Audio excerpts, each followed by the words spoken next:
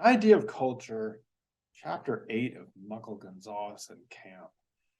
And the reason we needed to do chapter 7.5 is because what we have happening is about 500 years ago, we've seen that there's all these places, this enormous diversity and complexity of societies around the world.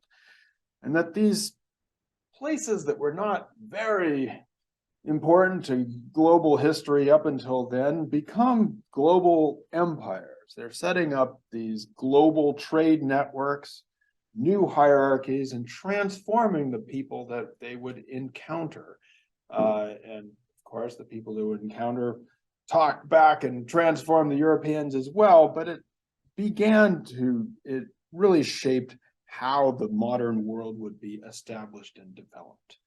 But when people looked at that world, the explanations for why people were different and why people had developed different political and economic systems and different ideas and why people were unequal, the explanations that Europeans and North Americans promulgated were ones that tried to root those differences in the natural world, the biology of the people that contain these characteristics, or the geography of the place in which they had developed.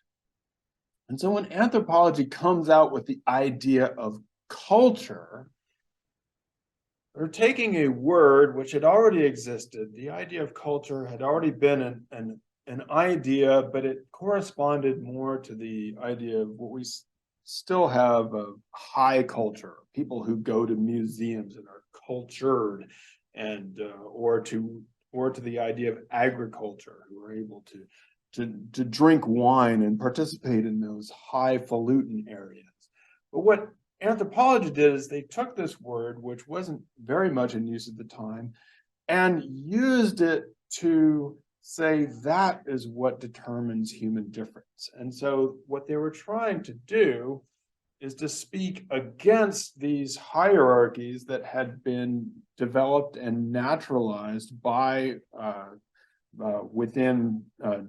by race, or by social group, what we might call ethnic group. And so when culture is launched into the world by anthropologists, it is not so much that it was an amazing idea on its own or what it contained, but a lot of it was important because of what it spoke against, of how it talked against these kinds of ideas about how humans, what determined human difference that were prevalent at the time. And so culture is a hugely important concept in anthropology. It's perhaps the one concept that anthropology has given the world more than any other, but sometimes its importance is lost if we don't understand how people had once thought about the world and why people were different from each other. Now, when I use the term culture as an anti-concept, and many of the ideas that we're going to be talking about in the next couple classes, I'm borrowing heavily from one of my mentors, the Haitian anthropologist and scholar, Michel-Rolph Trouillot, who's really one of the smartest people that I have ever met. He wrote two amazing essays, one of which is very well known in anthropology, called Anthropology and the Savage Slot, and the other called Adieu, or Goodbye Culture, A New Duty Arises. And so in Anthropology and the Savage Slot, he really goes into how anthropology as a discipline got assigned to study all the people outside of Europe and in North America. So when our other academic disciplines like economics and political science, and to a degree sociology, developed, they were basically concentrating on the Europeans and the North Americans. But anthropology got assigned to everybody out there. And so he argues that anthropology got assigned to a slot, a mental space in European ideas that was about what happened, why people were the way they were outside of the other academic disciplines.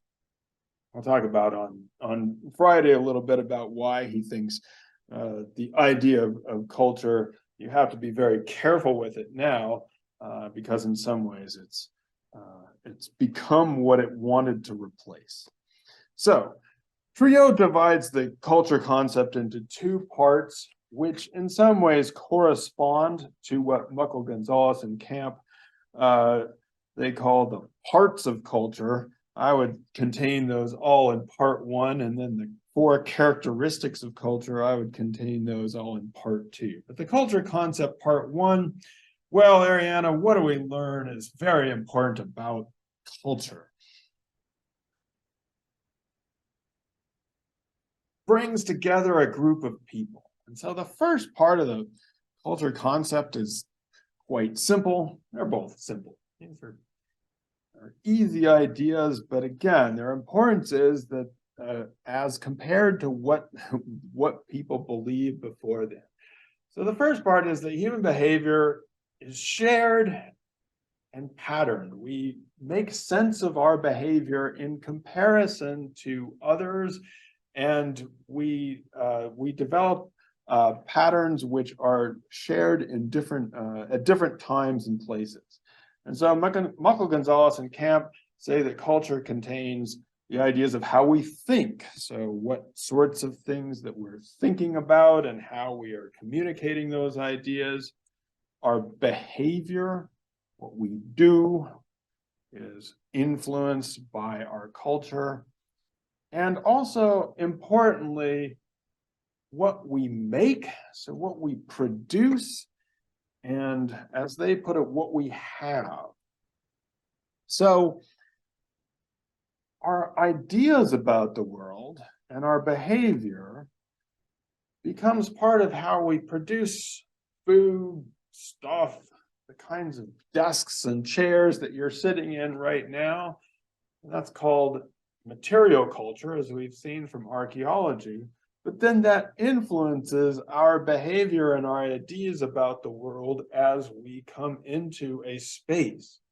So as I look out across this classroom, we are very convinced that we should all sit in our own individual chairs and that our legs should be hanging down from our knees.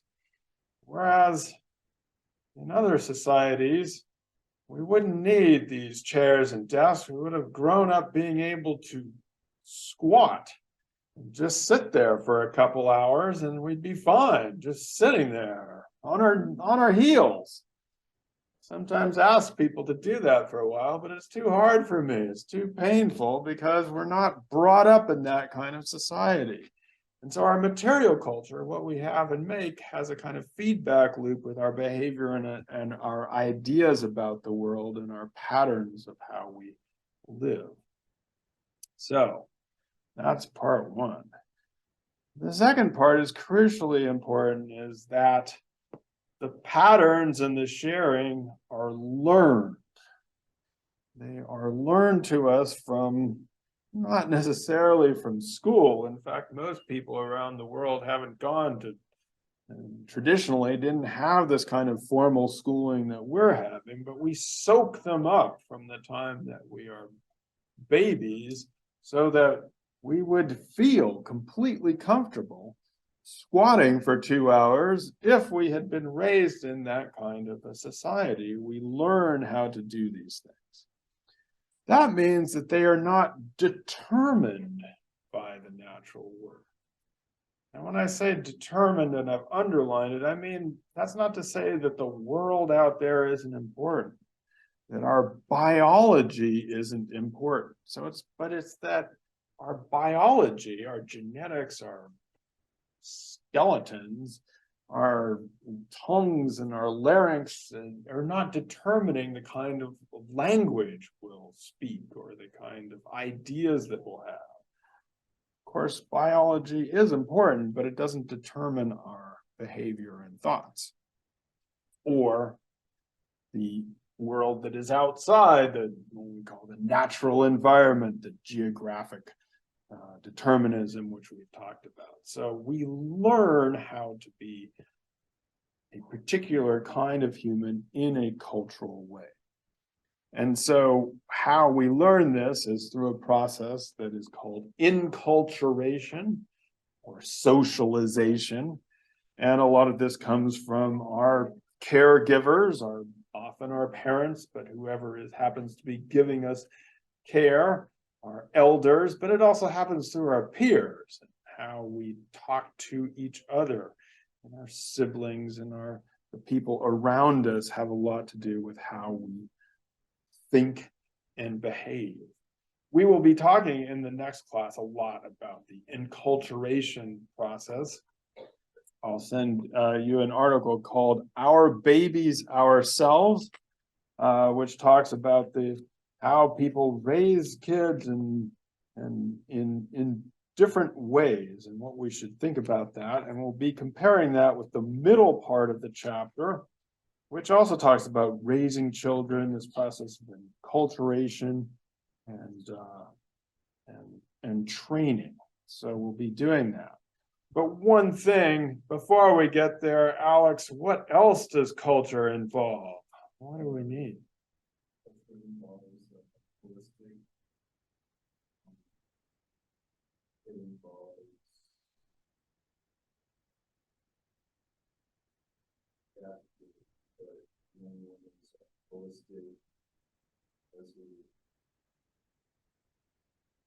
What are you doing right now? When you write on your page or send a text, what are you using in order to communicate? Why can I understand what you're saying?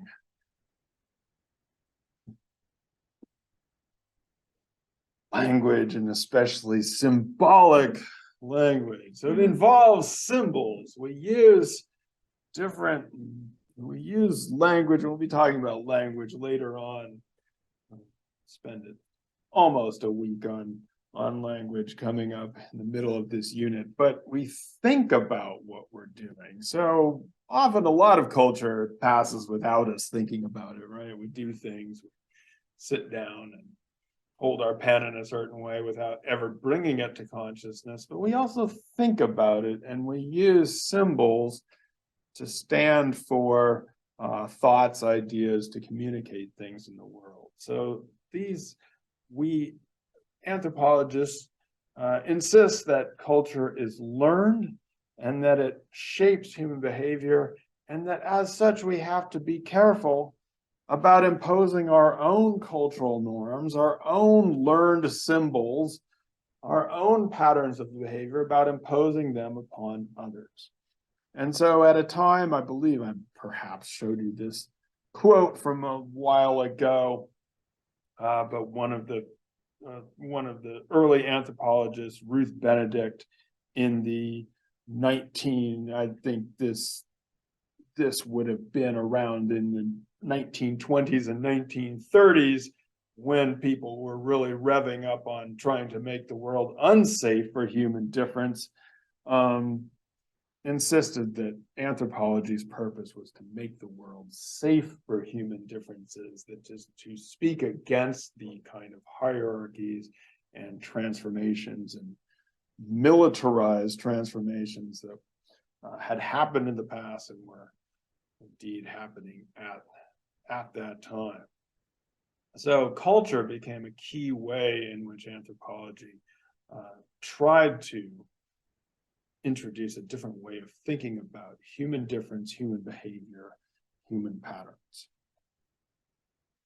All right. Thanks, folks. We're off and running.